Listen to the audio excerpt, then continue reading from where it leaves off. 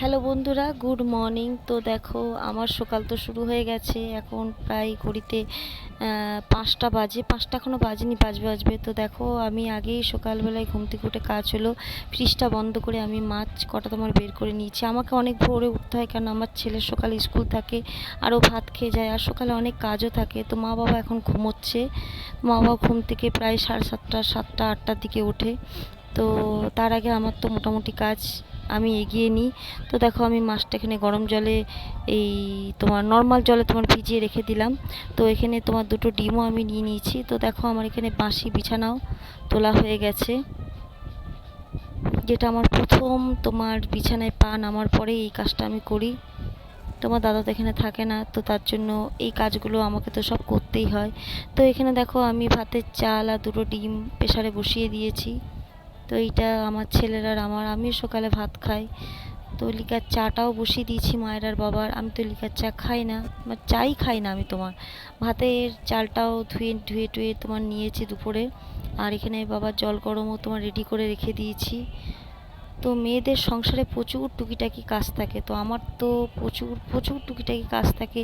এতটাই ব্যস্ত থাকি যে নিজেকে টাইম দেওয়ার মতন টাইমটুকু আমি পাই না। তো যাই হোক, এইগুলো তো করতেই হবে।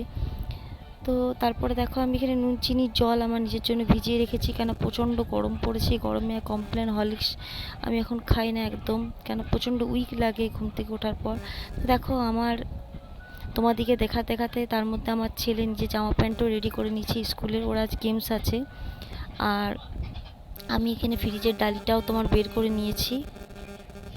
তো মা বাবার চাও এখানে রেডি আছে, আমার ছেলেকে খাওয়ানো তোমার মোটামুটি হয়ে গেছে। টিফিনও রেডি করা হয়ে গেছে, ব্যাগও রেডি করা হয়ে গেছে।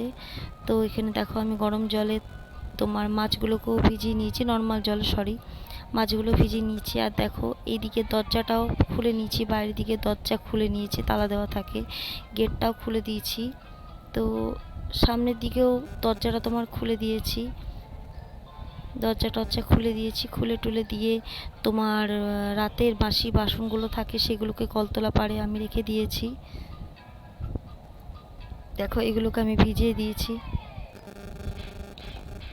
তারপরে দেখো, আমার ছেলে এখানে বসে আছে, তো ওকেও তোমার রেডি ফেডি করে দিয়েছি। তো আমি এবার রেডি ফেডি হয়ে টয়ে নিয়ে তারপরের দিকটা হলো আমাদের মা বেটার টাইম। তো আমরা ওই টাইমে দুজনে দুজনের মতো গল্প করি, কথা বলি। আমার লাইফে সব থেকে আমার বেস্ট ফ্রেন্ড হলো আমার ছেলে। তো ঠিক আছে, তো আমার এই ছোট্ট মিনি ব্লগটা আশা করছি তোমাদের খুব ভালো লেগেছে।